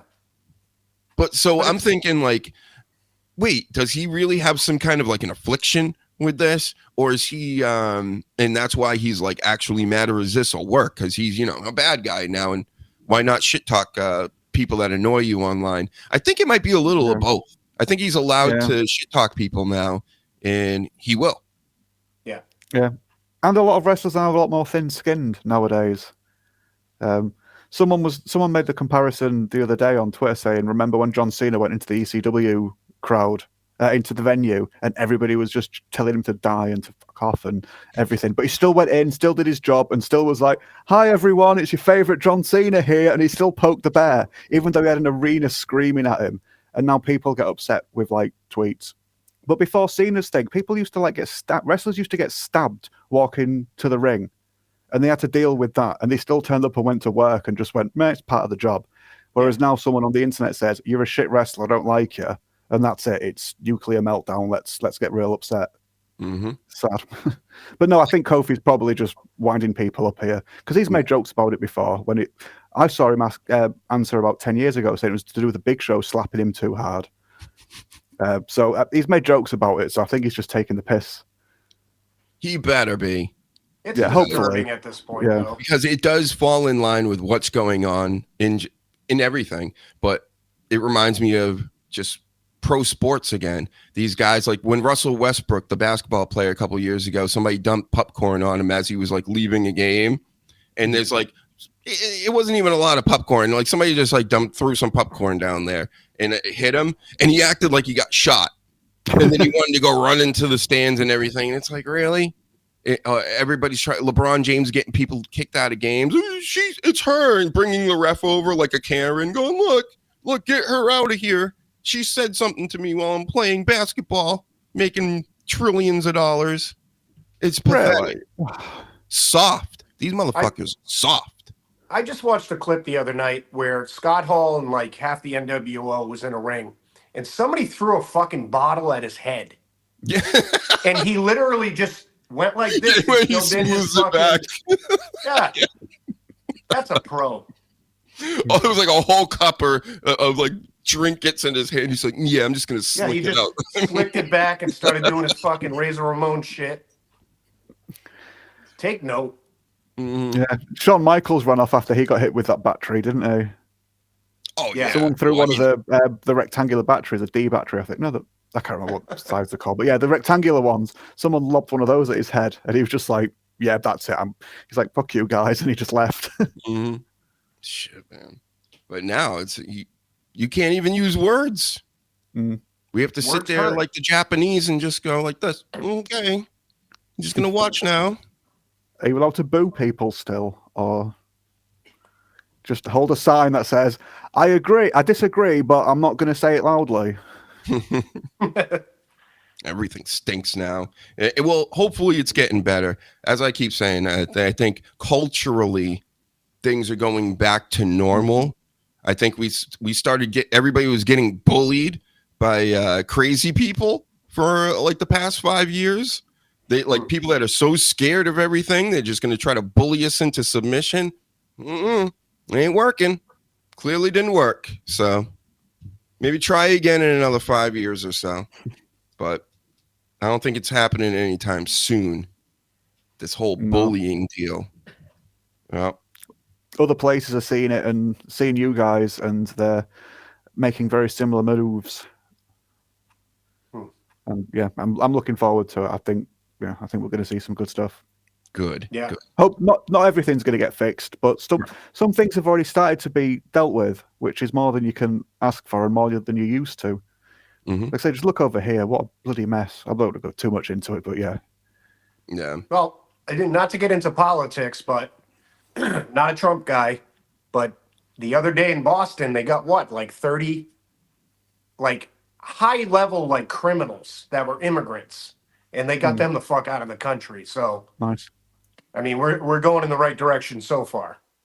It's not like, trying to deport normal everyday people that are trying to get away from war-torn countries or things where because we cause a problem in a lot of these countries economically, and then they come up here, and then certain political parties go, yeah, you come here, and then we'll use you for cheap labor, and we'll use you for this and that, and get programs in so we can steal all the money and let you sleep on the streets and stuff like that. And it just turns into a mess. And I don't believe in a lot of this stuff. I think it's all a big show. Like everything's working out the way they want it, and the way that we have it over here, they can just go back and forth. And now we get to pay ICE to now do this whole thing, right? It's just like the way I don't like it. I see what they're doing. Like I said, I see the works, and there's just so many works going on that trying to explain this stuff to people just makes them mad at you. So I usually just go, anyway, so how about that wrestling match the other night, right? But that's what I'm going to do right now. I don't know what else to say about it without making everybody mad. Here's some plugs. Follow the show right now. All 89 of you people watching on TikTok and X and YouTube, please come to YouTube and pump the YouTube channel up. I would love to get monetized someday. At this pace, it will be never.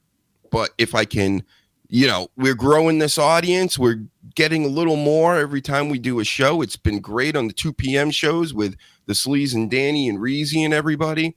The weeknight shows at 7 p.m. Don't forget we have those. So we're doing things out here. We're out here. Go ahead, tell them, Danny. They want to hear from you. They're sick of fucking me. He's just sat back. Look at this. Good joke. Check him out every day. He's apparently funny. He tells jokes sometimes. Apparently. Don't just chuck a grenade at me and expect me not to take the piss back. Yeah, every day. Well, most days. I'm on a Tuesday and a Saturday. I don't always watch the wrestling. You can't expect everyone to watch all this wrestling. Listen to that. That'll pass up some time.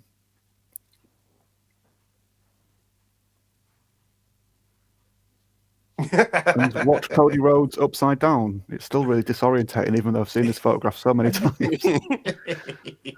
So I have him on the screen because we got to discuss Cody Rhodes and Kevin Owens having a contract signing tonight on Saturday Night Main Event with HB Nose Hairs. He's going to be, for whatever reason, I don't know why they picked him. He blocked me online, so he's forever HB Nose Hairs now. I have your autograph on the wall. You are my favorite wrestler until you blocked me on X. Like a total jerk. Like a total yucky face. So, what do you guys think about this? Should KO get the title from him? Should this just end? I hate contract signings because it's always the same thing. They come out, they talk shit, they flip the table over, a chair gets thrown out. I hate these contract signings. Yeah, they follow a very similar format each time. I don't think they're going to give Owens the belt. It's nice that we've seen the old school belt, but they have no intention of bringing that back and letting that be the main thing. They're just using it as a quick method of like, hey, remember this? Yeah, it's on sale, just like Cody's, just like the other 70 different belts we have. Yep. And it makes sense because HBK is the master of the ladder match. That is true. Him and Razor Ramon back in the day, they're the ones that made it famous. And that is what this match is going to be between Kevin Owens and Cody Rhodes. They're going to put the real belt and the fake Golden Eagle belt that Kevin Owens is holding like a replica up on the above the ladders, and then they're gonna have to climb up there and get it. I don't know how. It definitely seems to go against Kevin Owens. He's fat since he's a little portly. Yeah, tubby. Little beast, little husky. Husky. Yeah. Big boned. He fools you sometimes. He wears all black and he slimming. But I'm telling you, bring KO out in some white and blue horizontal stripes, and then we'll see. Right? He's fat. Thank you, Steiner. Give him a singlet. That'll show everybody. Yeah. Well, just the one, like Andre the Giant.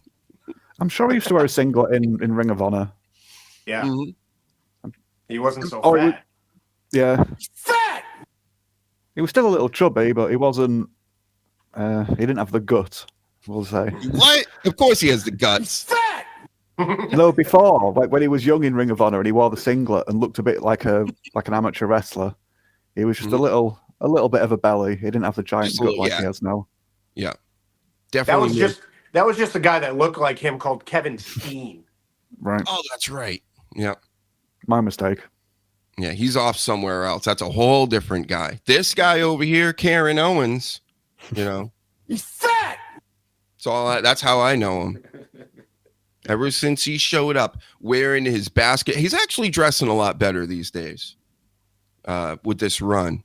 But before, he was kind of dressing like him and Eddie Kingston looked like they were, getting ready for a pickup basketball game in their mid-40s, and then they were going to go and drink some beers after. That's exactly what they look like. They all wear them basketball shorts, the kick pad things, and the T-shirt with the cutoff sleeves. So when you're stroking it from the three like Kevin Owens and Eddie Kingston does, it doesn't get caught up in your arm there. Yeah. So their armpit hair is just rubbing across people's heads. They're street ballers like Ann One, guys. Come on. I've seen them on there doing moves with the professor and them. Follow this show, like it, subscribe to it, fucking knock it off. I swear to God, if I go on YouTube and I see only four people watch this, I'm going to come find you guys. And this isn't a threat, YouTube. In a boxing ring, I'm going to bring you all in a boxing ring. Punch you in the head. I just can't believe that.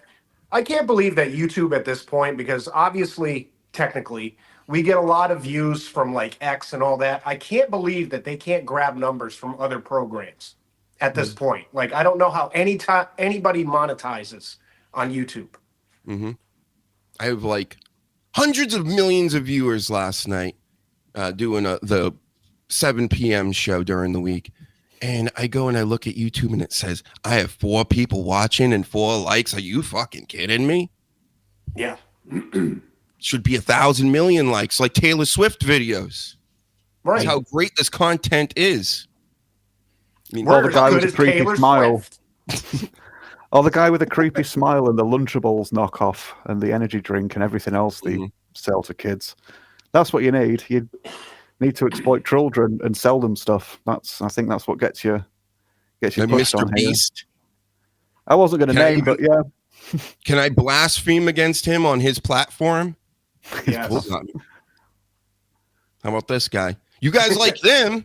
You guys put him on everything. Oh, do college football, do WrestleMania, do the new Raw on Netflix, Pat McAfee. Here's your own show. Here, do the whole Doctor's Hugenstein show gimmick from 2016. Here, do it all. You got it all, sir, because you're a punter. Because you kick a football. All right. Cool. Makes no sense. You guys make no sense out here. You guys will like anything. I'm talking to you, the smartest audience in the world. Yeah, even you guys, you get fooled by these Pat McAfees. Sleaze, do you like Pat McAfee or do you like Corey Rhodes? What you know who he is? You know who I'm saying. Who do you like better? I have two answers. I like Corey Graves better. Okay. And I would rather run into your fist than listen to Pat McAfee for 30 seconds. Oh, wow. That is a great take. Yeah. I love that take. Yep. Right in the face. Danny Damage. Do you like Pat McAfee or do you like Corey Graves better? Corey more. Be honest. Be honest. Oh no, yeah, I do like Corey Graves more. Since he came up from NXT, I've tried to just say to people, just give him a chance, because a lot of people shat on him to start with. I've said before that Pat did have some redeeming qualities, but his it's been going a bit too long now. If I ever try and listen to anything else Pat does, it's like other sports, and it's of no interest to me. So you listen to him on other sports? I've tried. All right, I'm not dealing with that. I don't want him. You're not allowed to listen to Pat McAfee if you're a listener or you're coming on the Dr. Huge show. So, I got a question for you, Doc. Yes. Would you rather listen to Pat McAfee or have chlamydia? I would rather listen to Pat McAfee, I guess.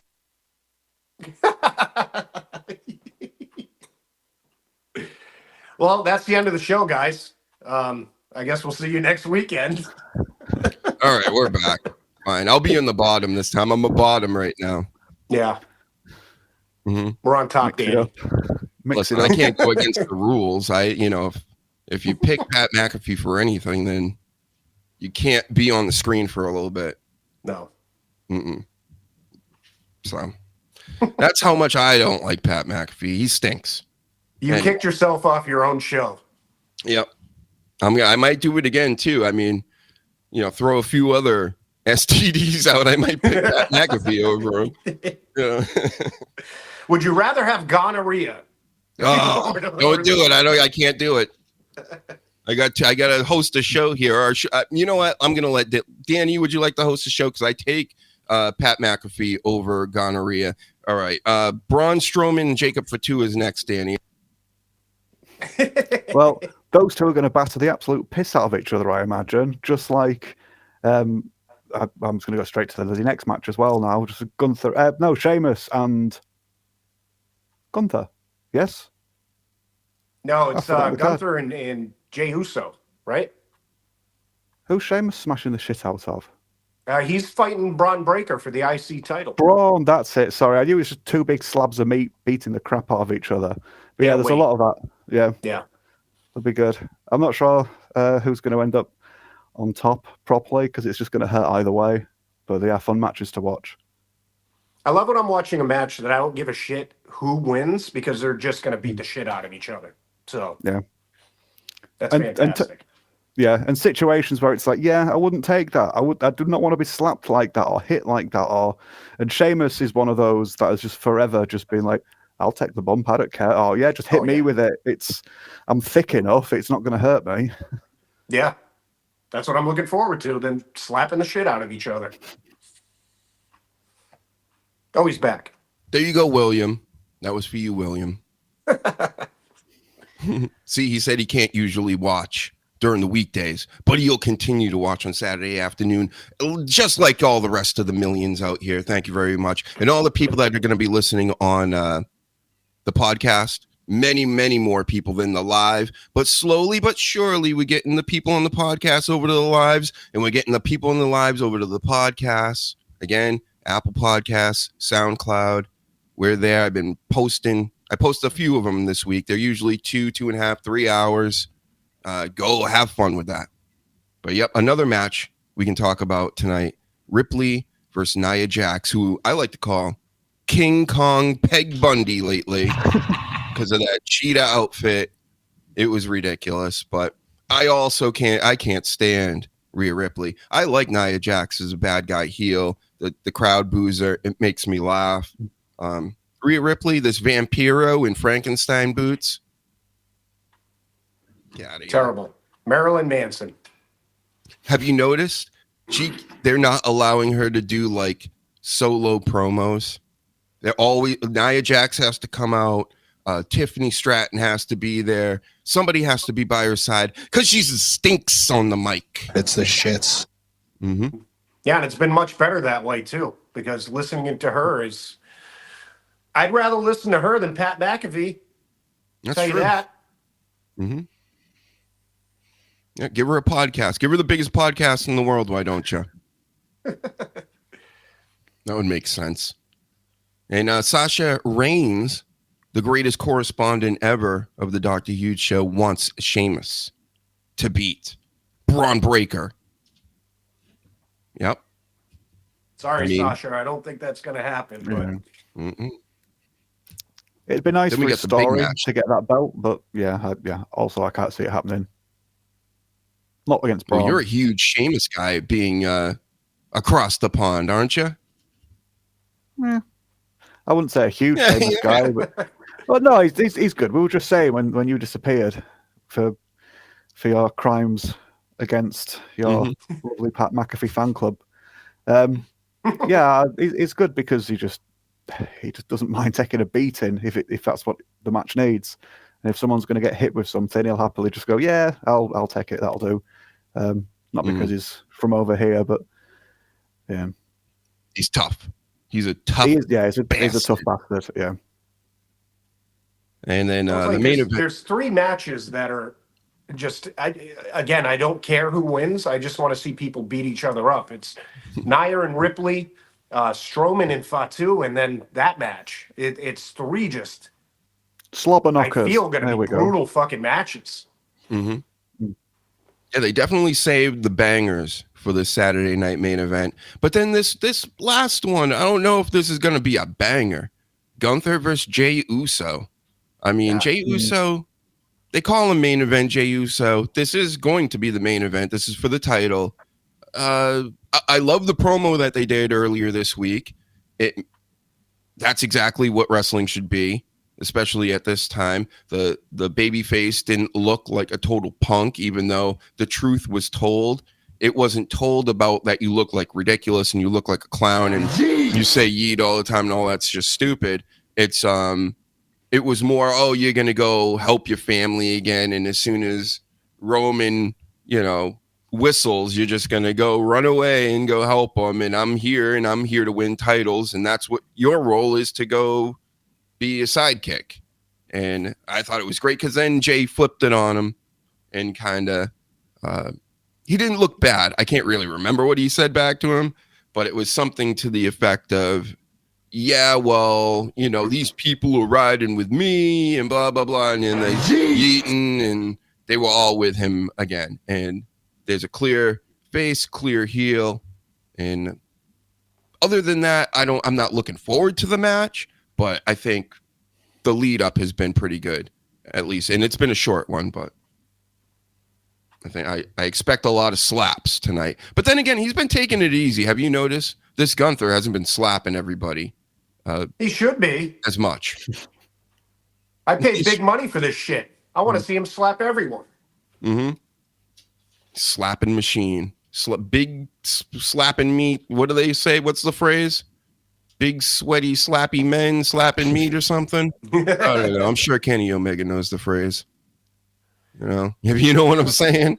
Sounds suspect. Yeah, a little bit.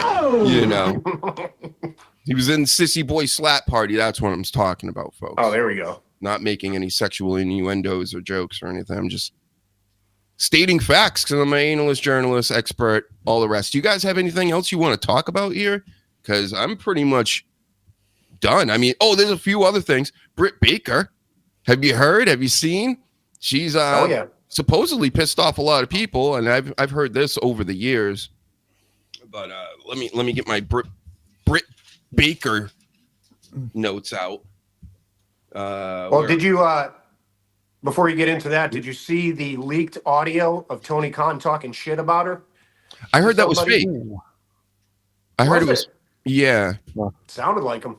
But AI these days, it could be fake. Yeah. I'm not sure. I just heard it was, but yeah, there was. I mean, of course, he must be talking shit about a lot of these people. Miro, Phoenix. Who else is he screwing over at the moment? I wrote some of them down. Starks. Wardlow. Yep. Like, where's Wardlow? And then what else is going on? It's like he puts them on the island of misfit toys. She had a mini stroke. He has. Did you hear this? She had a stroke when she was away. Who? Britt Baker. I didn't hear that shit. Me neither, but she apparently a mini one.